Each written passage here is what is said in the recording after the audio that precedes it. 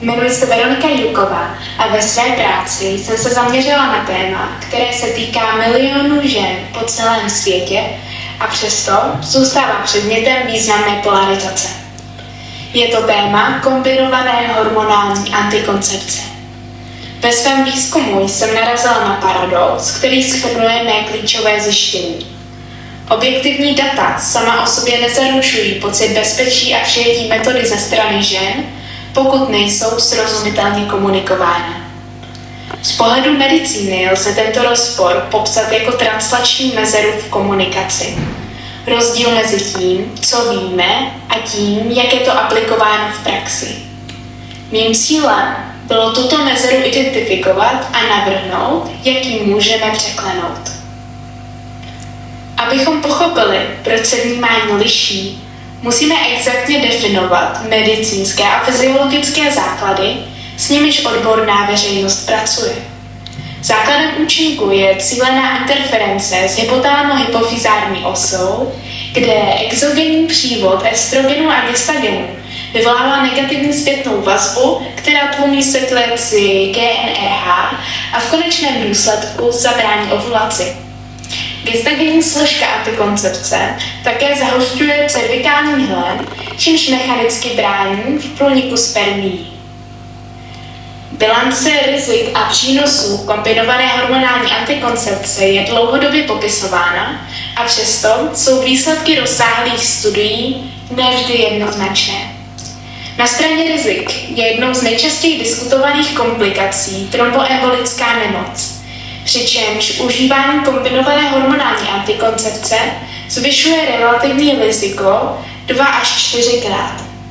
Je však zásadní zdůraznit, že absolutní riziko zůstává u mladých a zdravých žen stále nízké.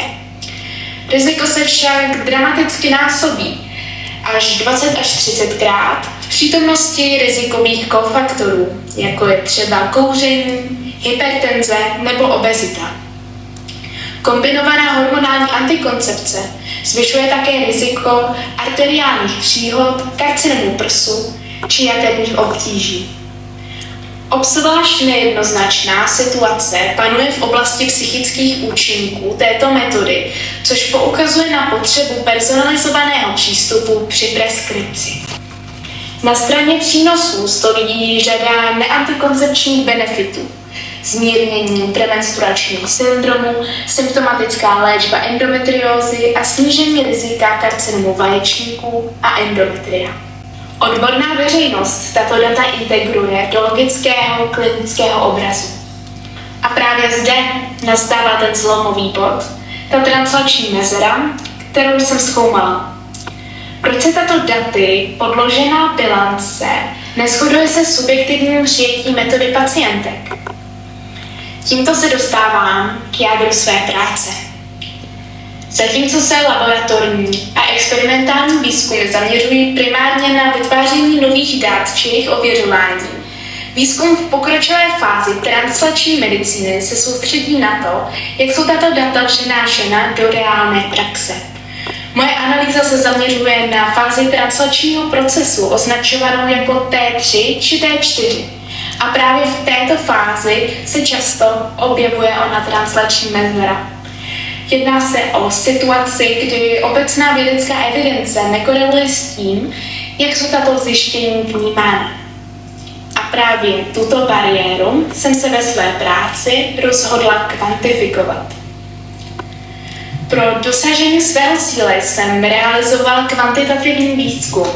Sběr dat probíhal od září do prosince roku 2025 prostřednictvím anonymního dotazníkového šetření, do nějž bylo zahrnuto 404 respondentek z řad laické veřejnosti a 61 odborníků z oblasti zdravotnictví. Oba dotazníky byly detailně konzultovány s mým odborným konzultantem, doktorem Pavlem Soviárem, aby byla zajištěna klinická relevance otázek. U dotazníku pro laickou veřejnost byl navíc realizován předvýzkum, který umožnil ověřit srozumitelnost. V analýze a následné komparaci jsem sledovala 3 hlavní domény, a to percepci rizik a přínosů, míru informovanosti a důvěru v různé informační kanály. Získaná data dokazují rozsah translační mezery. Zatímco 71% lékařů vnímá kombinovanou hormonální antikoncepci jako bezpečnou, 53% uživatelek ji považuje jako a priori rizikovou.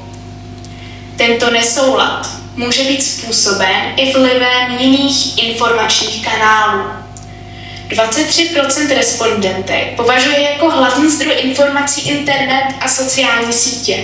To vnímám jako kritické, jelikož pouze o 5% více uživatelek uvedlo za hlavní zdroj lékaře. A toto je, věřím, jeden z nejdůležitějších momentů mé práce. Z mého šetření vyplynulo, že 68% odborníků je přesvědčeno, že jsou pacientky o rizicích dostatečně informovány. Postavme to proti druhému datu. Více než polovina žen vnímá poučení o rizicích jako nedostatečné. Tento nesoulad má přímý dopad na klinickou praxi, vede ke snížení důvěry v lékaře a k orientaci lékařské veřejnosti na neodborné zdroje informací, jak jsme mohli vidět na předchozím slajdu. Moje práce se nesnaží pouze popsat existující stav, ale nabízí i konkrétní podněty pro klinickou praxi.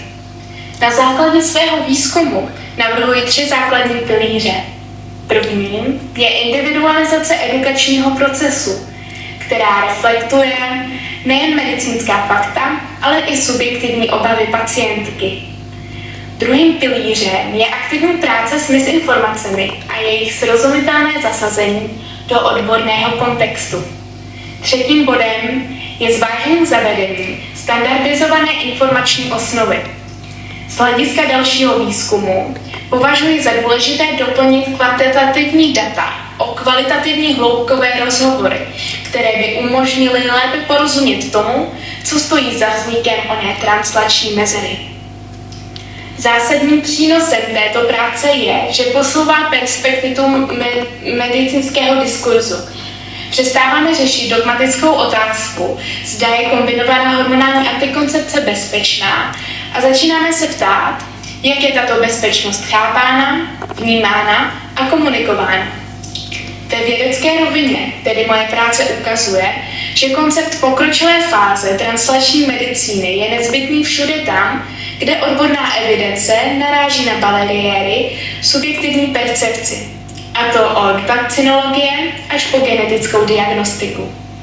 A právě kvalita komunikace a translačního přenosu rozhoduje o tom, jak bude vědecký pokrok 21. století integrován do života pacientů. Vážená komise, dovolte mi svou prezentaci uzavřít slovy bývalého generálního ředitele WHO, doktora Lee Jong-woka. Existuje propast mezi tím, co víme, a tím, co se ve skutečnosti dělá.